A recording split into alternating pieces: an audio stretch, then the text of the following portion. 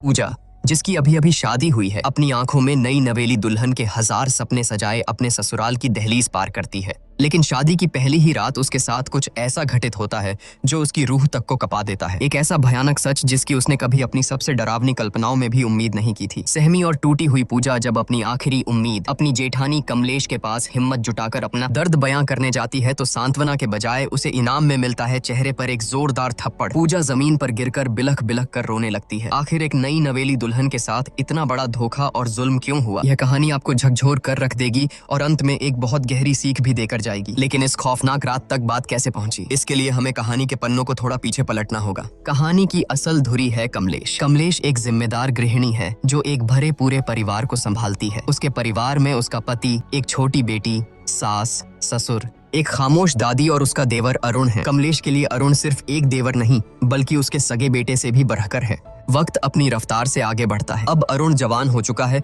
और पूरा परिवार उसके लिए रिश्ता देखने जा रहा है। जिस लड़की को देखने पूरा परिवार जा रहा है उसका नाम है पूजा। इंग्लिश ऑनर्स में बीए कर चुकी पूजा अपनी बातों और आत्मविश्वास से सबका मन मोह लेती है। जब वह अपनी मीठी आवाज में एक अंग्रेजी गाना गाकर सुनाती है तो मानो पूरा परिवार उस पर फिदा हो जाता है। अरुण तो जैसे उसे देखते ही अपना दिल हार बैठता है। लेकिन इस पूरे कमरे में एक शख्स ऐसा था जिसके चेहरे पर खुशी की जगह एक उलझन थी। कमलेश को पूजा का यह मॉडर्न और बेबाक अंदाज बिल्कुल रास नहीं आता, लेकिन अरुण की खुशी और उसकी जिद के आगे कमलेश को झुकना ही पड़ता है। मन मारकर ही सही वह इस रिश्ते के लिए हामी भर देती है। उसी दिन चट मंगनी पट ब्याह की तर्ज पर धूमधाम से रिंग सेरेमनी हो जाती है। पूजा की उंगली में अरुण के नाम की अंगूठी सज जाती है, लेकिन किसी को नहीं पता था कि यह खुशियां सिर्फ एक रात की मेहमान है। अगली सुबह कमलेश अपनी सास के साथ ऑटो से कहीं जा रही होती है। अचानक रास्ते में उनकी नजर एक भारी भीड़ और शोर शराबे पर पड़ती है। कुछ लोग सड़कों पर विरोध प्रदर्शन कर रहे थे। तभी भीड़ के बीच कमलेश की नजर एक ऐसे चेहरे पर पड़ती है जिसे देखकर उसके पैरों तले जमीन खिसक जाती है। वह सरेआम भड़क उठती है और हुक्म सुनाती है कि ये सब नौटंकी तुरंत बंद करो। गुस्से से आगबूला कमलेश आगे बढ़ती है। पूजा का हाथ झटक कर पकड़ती है और उसकी उंगली से सगाई की अंगूठी बेदर्दी से खींचकर निकाल लेती है। एक ही पल में, एक झटके में उसने वो रिश्ता तोड़ दिया जो कल ही जुड़ा था। जब कमलेश यह तूफान लेकर घर लौटती है तो घर में कोहराम मच जाता है। कमलेश का पति उसे आईना दिखाते हुए कहता है कि जो रायता तुमने बिना सोचे समझे फैलाया है उसे अब तुम्हें ही समेटना होगा। बेचारा अरुण भी लाख मिन्नतें करता है, समझाने की कोशिश करता है कि पूजा की सोच गलत नहीं है, लेकिन कमलेश अपने गुरूर में अंधी हो चुकी थी। उसके कानों पर जूं तक नहीं रेंगती और वह किसी की एक नहीं सुनती। कुछ देर बाद कहानी में एक खूबसूरत और जज्बाती मोड़ आता है। अपने रिश्ते को बचाने और अपनी बात समझाने के लिए पूजा खुद कमलेश के पास पहुंचती है।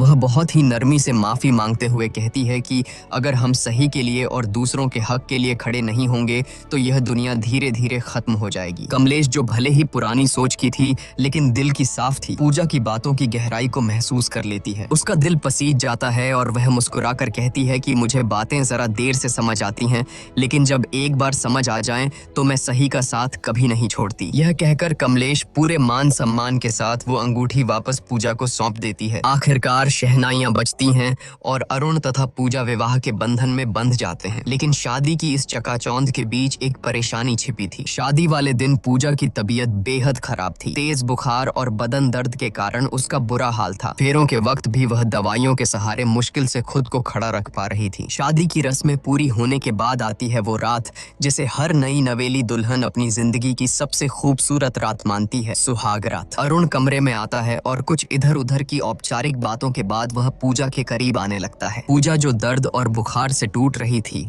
बहुत ही स्पष्ट शब्दों में अरुण से कहती है कि मेरी तबीयत बहुत ज्यादा खराब है, मुझे तेज बुखार है और पूरा शरीर दर्द से टूट रहा है, प्लीज आज हम कुछ भी नहीं करेंगे। लेकिन अरुण पर जैसे हवस और पति होने के गुरूर का भूत सवार था। उसने पूजा की एक न सुनी। पूजा के लगातार मिन्नतें करने, रोने और मना करने के बावजूद अरुण ने अपनी मर्दानगी के अंधे नशे में उसके साथ जबरदस्ती की। नई दुल्हन के वो सुनहरे सपने उसी बिस्तर पर बुरी तरह कुचल दिए गए। सुबह की किरणें कमरे में आईं, लेकिन पूजा की दुनिया में हमेशा के लिए अंधेरा छा चुका था। वह दर्द और सदमे से कराहते हुए बस रोए जा रही थी। अरुण उसे चुप कराने की कोशिश करता है, मानो कोई बहुत मामूली बात हुई हो। वह बड़े हक से कहता है कि अरे मैं तुम्हारा पति हूँ, यह तो मेरा हक है, शादी के बाद तो यह सब होता ही है। यह सुनकर पूजा के अंदर का दर्द एक चीख बनकर फूट पड़ता है। वह बिलखते हुए अरुण की आंखों में देखती है और कहती है कि हक, तूने मेरा किया है। एक शब्द सुनकर अरुण सन्न रह जाता है, लेकिन अपनी घिनौनी हरकत पर शर्मिंदा होने के बजाय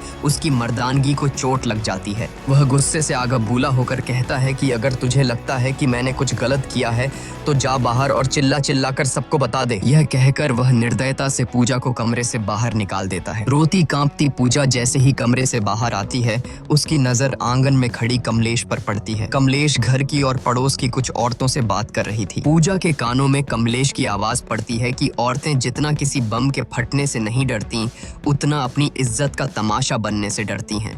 यह एक वाक्य पूजा के सीने में किसी जहरीले तीर की तरह चुभ जाता है। उसे तुरंत समझ आ जाता है कि जिस समाज और परिवार में वह खड़ी है, वहां अगर उसने अपना मुंह खोला तो उसे न्याय नहीं मिलेगा, बल्कि इस घर में उसी की इज्जत का सरेआम तमाशा बन जाएगा। समाज और बदनामी के इसी खौफ से हारकर एक जीती जागती हक के लिए लड़ने वाली लड़की अपने आंसू पीते हुए खामोशी से वापस उसी घुटन भरे कमरे में लौट जाती है। उसके मासूम दिल में कहीं न कहीं यह उम्मीद बची थी कि शायद अरुण को अपनी हैवानियत का एहसास हुआ होगा, शायद वह अपनी गलती मानेगा और उससे माफी मांगेगा। लेकिन अरुण का रवैया देखकर पूजा के पैरों तले बची खुची जमीन भी खिसक गई। पूजा पहले से ही असहनीय दर्द में थी, लेकिन अरुण ने अपनी हवस को प्यार का नाम देकर एक बार फिर उसके साथ जबरदस्ती की। पूजा अंदर तक टूट चुकी थी। उसे समझ आ गया था कि जिसे दुनिया पति पत्नी का प्यार कहती है, वह उसके लिए सिर्फ और सिर्फ एक वैवाहिक बल था जिसके खिलाफ वह कुछ नहीं कर सकती थी।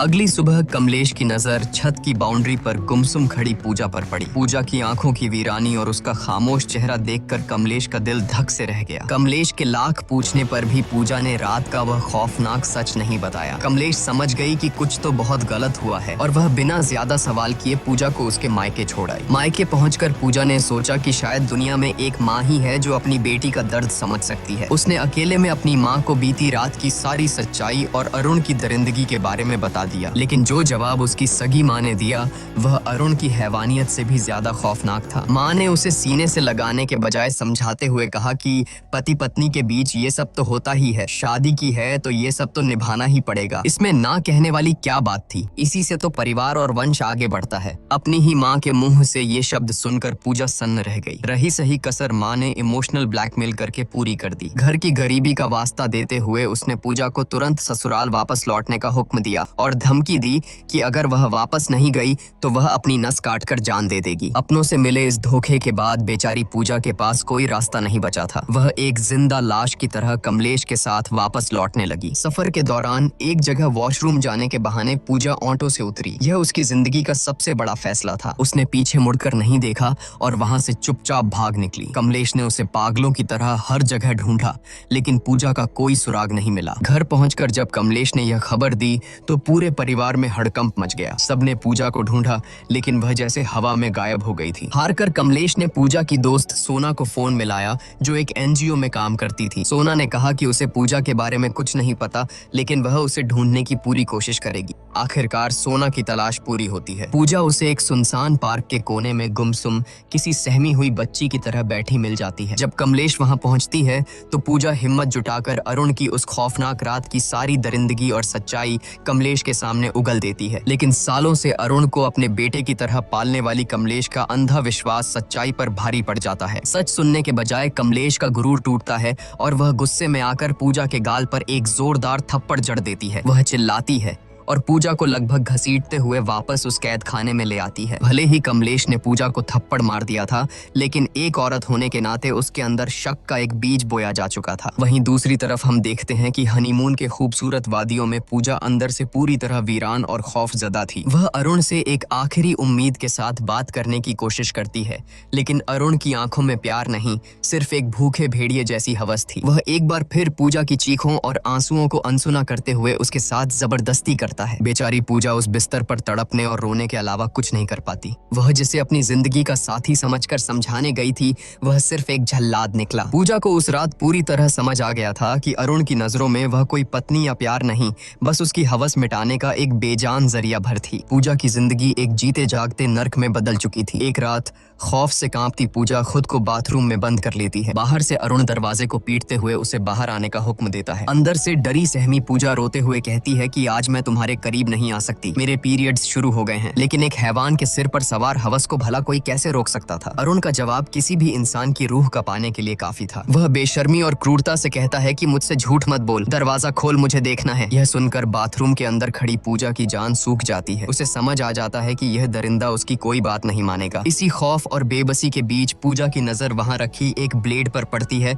और सीन यहीं कट हो जाता है। अगली सुबह घर में कोहराम मच जाता है। सबको पता चलता है कि पूजा अस्पताल में है और उसकी हालत बेहद नाजुक है। पूरा परिवार बदहवास हालत में वहां पहुंचता है। अरुण बड़ी चालाकी से कमलेश और बाकी घर वालों को गुमराह करते हुए कहता है कि उससे औरतों वाली कोई अंदरूनी दिक्कत थी, शायद उसी वजह से यह हालत हुई है। लेकिन जब कमलेश अंदर जाकर लेडी डॉक्टर से बात करती है तो डॉक्टर जो सच बताती है वह सुनकर कमलेश के पैरों तले जमीन ही नहीं खिसकती बल्कि उसका पूरा वजूद हिल जाता है। डॉक्टर भारी आवाज में बताती है कि पूजा के उन नाजुक हिस्सों पर ब्लेड से गहरे कट लगे हैं और बहुत ज्यादा खून बहने की वजह से उसकी यह हालत हुई है। यह सुनकर कमलेश सन्न रह जाती है। वह तुरंत खुद को संभालती है और घर वालों को वापस भेज देती है, यह कहकर कि वह पूजा के पास रुकेगी। होश आने पर जब कमलेश पूजा के पास बैठती है तो पूजा आंसुओं में डूबकर वह कड़वा सच उगलती है जिसने उसे इस हद तक जाने पर मजबूर किया। यह दर्द सुनकर कमलेश अंदर तक टूट जाती है। उस रात जब कमलेश घर लौटती है तो पूजा के दर्द को महसूस करने के लिए वह खुद बाथरूम में जाती है